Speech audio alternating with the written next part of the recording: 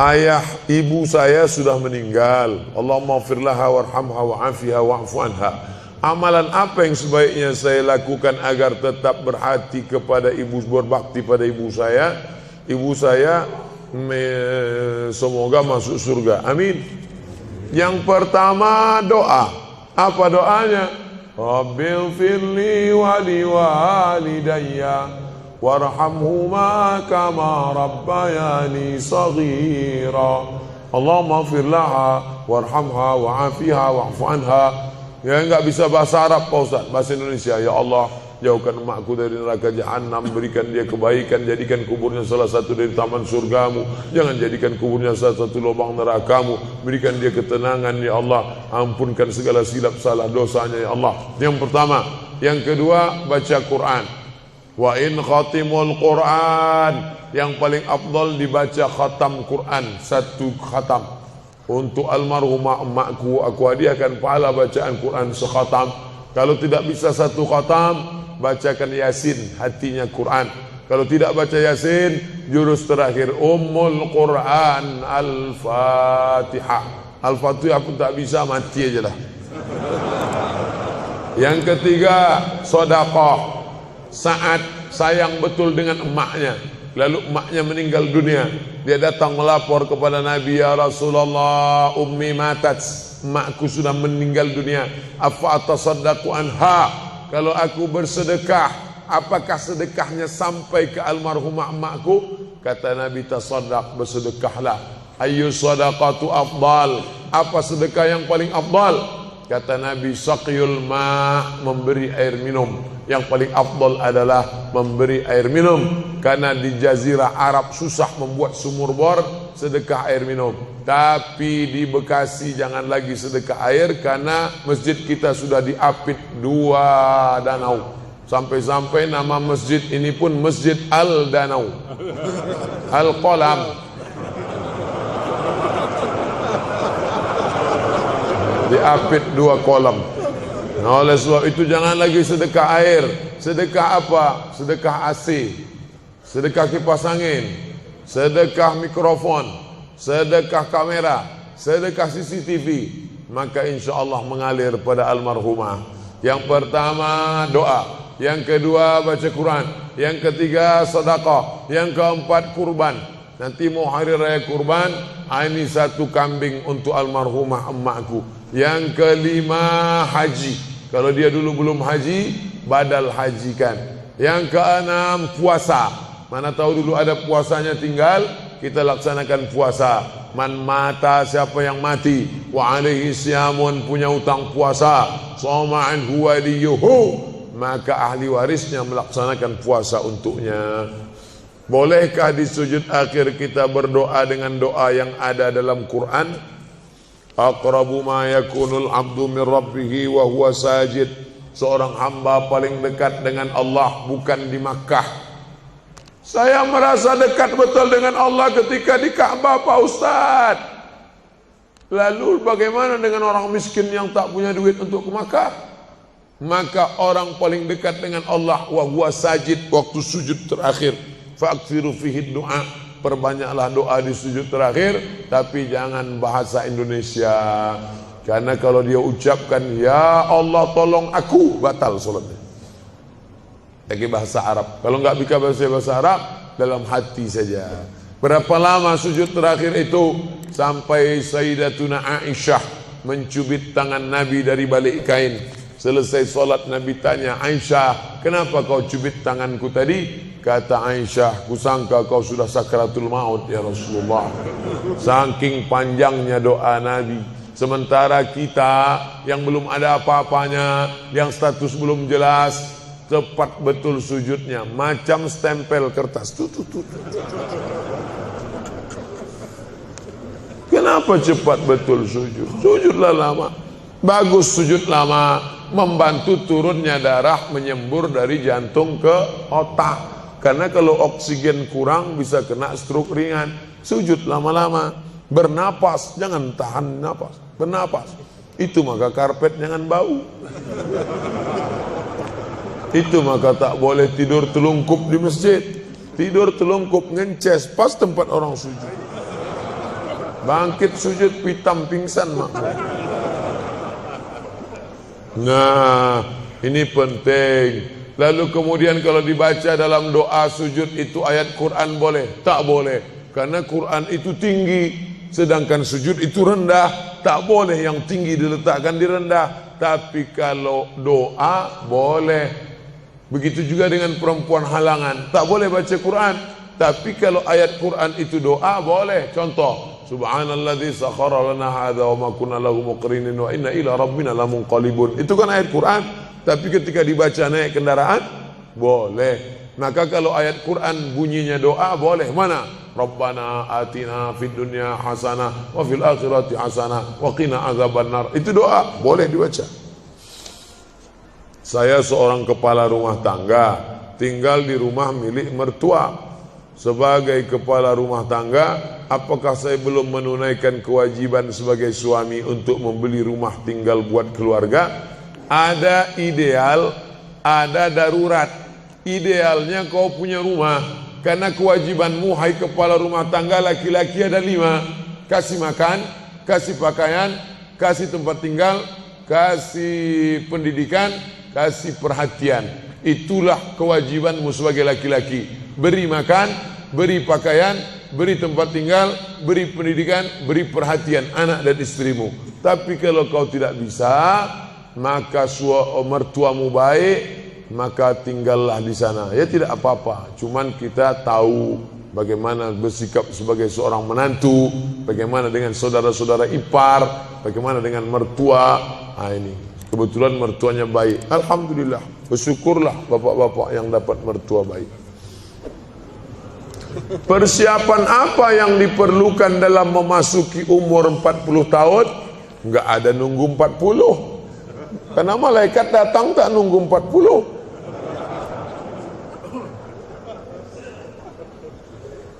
Anak muda hafal 29 juz, tinggal 1 juz lagi, mandi di sungai, terpeleset batu, mati. Anak muda. Orang tua sudah 70 tahun diponis dokter mati. Saya sudah diponis dokter katanya 3 bulan Pak Ustaz. Sudah berapa bulan Pak? Udah tahun setengah, enggak mati-mati. Jangan terlalu yakin dan percaya kepada kata manusia. Tapi saya tetap berobat ke dokter, saya tetap berobat ke rumah sakit. Tapi masalah keimanan, maka itu yang di atas. Innama amruhu idza arada syai'an ayyakula lahu kun. Kalau sudah berumur 40, hati tak juga terbuka, tak juga taubat, tak juga insaf, na'udzubillah, dikhawatirkan tertutup pintu hati. Musibah bukan sakit, musibah bukan miskin, musibah tertutup pintu hati. Khatamallahu ala qulubihim wa ala sam'ihim wa ala absarihim. Makin tua makin menjadi-jadi, tak salat, tak puasa, tak berzakat, akhirnya mati dalam keadaan sakau, mati dalam keadaan dilokalisasi. Sudah jelas umur 70 tahun tetap juga mau berzina, nafsu ada, tenaga tak ada, dimakan Viagra 1 botol. Sama macam kap 70 diisi minyak pesawat, meletup, bam, mati. Bagaimana hukumnya kalau sedang sa'i baca mars, banser, dan membacakan teks Pancasila yang videonya sekarang sedang viral? Ini memancing saya supaya orang bully saya aja. Saya dibully orang tuh biasa, tak masalah. Sebenarnya saya kasihan jamaah. Tolonglah Ustaz, jangan kontroversial lagi, capek kami dibully ini. Nah, jamaah ini tak tahan, kasihan saya dengan jamaah. Jadi dalam masalah ini saya mengutip jawaban dari Kiai Nahdlatul Ulama yang sudah share, membuat tulisan tentang beberapa terkait masalah membaca. Balik sajalah kepada zikir yang maksur yang diajarkan Nabi Muhammad sallallahu alaihi wasallam. Mau nanya apa Ustaz? Kita hidup untuk apa dan mati untuk siapa? Itulah yang sudah dibahas tadi.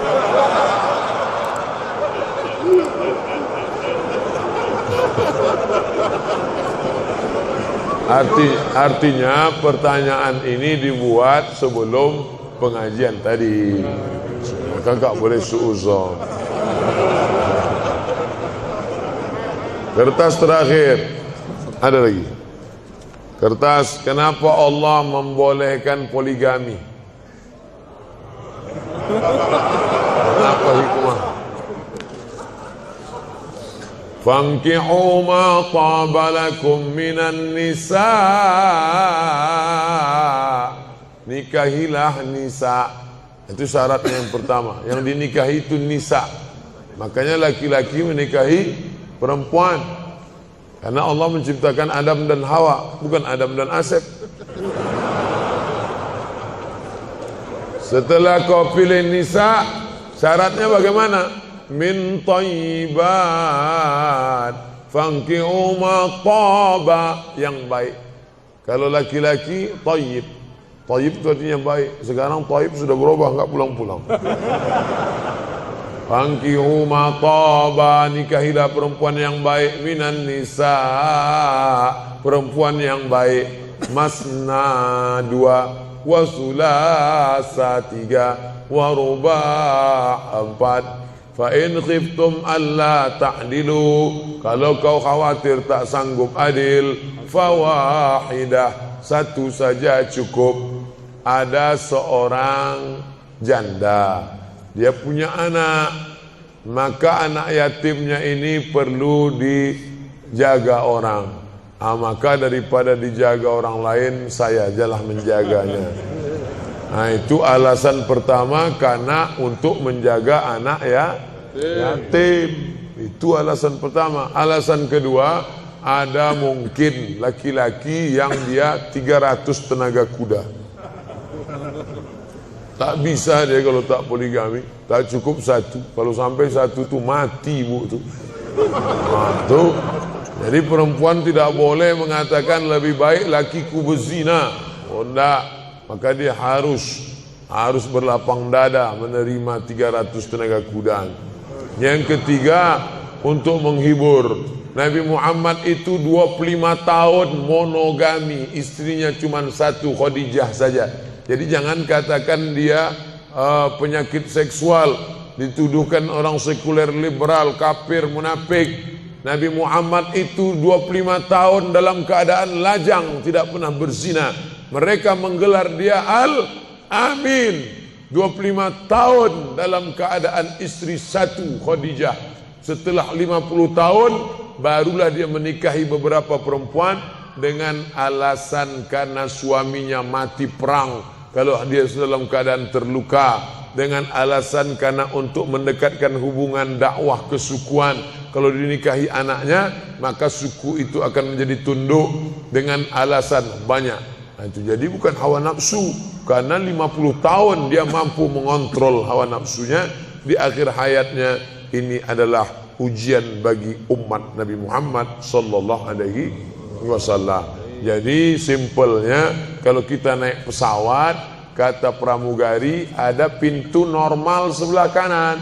Ladies and gentlemen, all of our passenger, seluruh penumpang, sebelah kanan pintu naik dan turun. Tapi bila terjadi pesawat meledak, atau masuk jurang, atau meletup, ini emergency door, ini boleh dibuka. Jadi kalau mau buka itu, bukalah. Ustaz, kita merindukan situasi seperti sekarang. Jamaah membludak sampai ke jalan, semua khusyuk menyimak. Bagaimana supaya situasi seperti ini bisa terus terpelihara di hati umat? Sering-sering buat pengajian. Yang datang kemari ini bukan adik kelas saya, kakak-kakak kelas senior-senior saya. Dr. Yusuf Siddiq. Saya sampai ke Mesir, Dr. Yusuf Siddiq S3 di Universitas Muhammad V Rabat. Saya S2, beliau sudah hampir doktor. Senior saya, dosen di Libya, universitas punya Saudi Arabia, cabangnya di Jakarta, cabang Imam Muhammad bin Saud, mengajar di sini. Senior saya, Ustadz Ali Junifar, Ali Junipar itu senior saya. Saya sampai ke Mesir, Maroko S2, beliau S3, tafsir, dosen. Itu mengajar di sini. Hadir, siapapun ustadznya, datang, duduk, diam, dengar. Ngantuk-ngantuk dikit, Allah mengampuni insyaAllah. Tapi jamaah tak ada yang. Kadang saya baru ceramah 15 menit, jamaah udah melihat lantai. Tapi di Masjid Al-Qalam, Masya Allah, luar biasa. Oleh sebab itu maka anak bapak ibu wakafkan satu orang. Ini pentingnya. Wakaf semen sudah, wakaf anak belum. Saya ini termasuk anak wakaf. Ustadz memangnya berapa orang? Saya anak pertama, adik saya 1. Kami 2 cuman, laki-laki dua-duanya. Tapi cucu datuk mbah saya lebih 40 orang. Lalu sebelum meninggal dia berkata, di antara cucuku yang banyak ini, yang satu nih harus sekolah agama. Jangan masukkan dia sekolah Belanda. Mbah saya nggak tahu sekolah umum, dia tahu sekolah Belanda. Yang ini harus sekolah agama. Maka saya tak pernah sekolah umum. Ibtidaiyah, sanawiyah, aliyah, ke Mesir. Yang ini jangan sekolah umum. Kalau umurku panjang, aku yang akan membiayai dia kemanapun sekolah. Tapi kalau aku mati, ini aku tinggalkan kebun kelapa 2 hektar untuk biaya sekolah dia.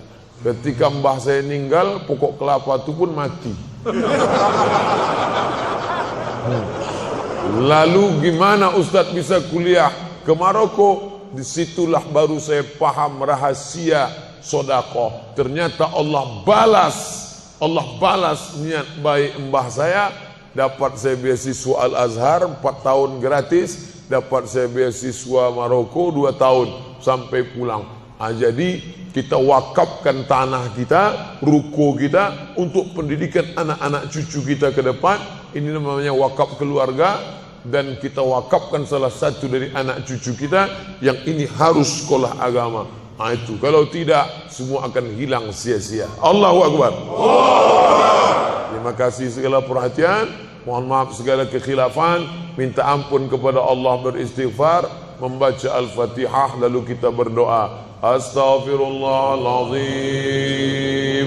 Astaghfirullahalazim. Astaghfirullahalazim alladzi la ilaha illa huwal hayyul qayyum wa atubu ilaih. Ala hadhihi niyya wa kulli niyatin salihah. Al-Fatihah. A'udzu billahi minasy syaithanir rajim. Bismillahirrahmanirrahim. Alhamdulillahi rabbil alamin. Ar-Rahmanir Rahim. Maliki yaumiddin. Iyyaka na'budu wa iyyaka nasta'in. اهدنا الصراط المستقيم صراط الذين أنعمت عليهم غير المغضوب عليهم ولا الضالين آمين. اللهم إنا نسألك سلامة في الدين. Berikan kami keselamatan dalam akidah agama anak-anak kami ya Allah. Wa afiatan fil jasad. Sehatkan badan kami supaya kami beribadah dengan baik ya Allah. Wa ziyadatan fil ilm. Tambahkan ilmu kami supaya benar ibadah kami, jauh daripada bid'ah ya Allah. Wa barakatan fir rizq. Berikan berkah rezeki kami supaya bisa kami membangun masjid, berinfak, berzakat, bersedekah ya Allah. Wa taubatan qablal maut. Beri kami taubat sebelum mati ya Allah.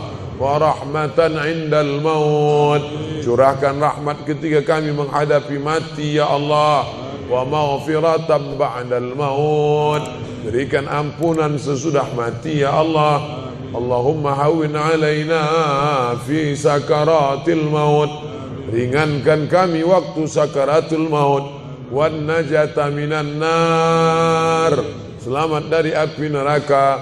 Wal afwa indal hisab. Maafkan ketika amal kami dihisab. Allahumma aqtim lana bihusnil khatimah wa la taqtim alaina bisu'il khatimah. Rabbana atina fid dunya hasanah wa fil akhirati hasanah wa qina adzaban nar. Wa sallallahu ala sayyidina Muhammad wa ala alihi wa sahbihi wasallam walhamdulillahi rabbil alamin.